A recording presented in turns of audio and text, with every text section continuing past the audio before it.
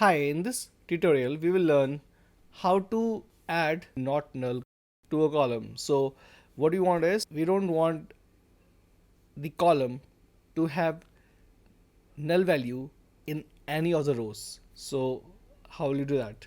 So for that you have to use alter table and then the table name and then modify, that is important, and then the column name and then the data type and the length of that and then not null and then run it, and then it has successfully run.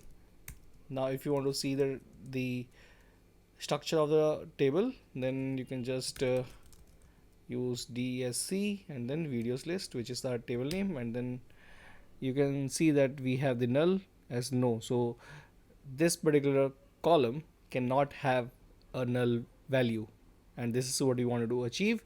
We didn't want the column to have a null value, or meaning how to add the not null constraint to a column in MySQL table.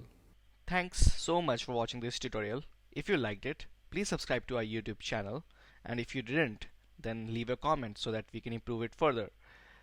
Do watch these suggested tutorials to learn even more, and do let us know what you want to learn on Being Skilled.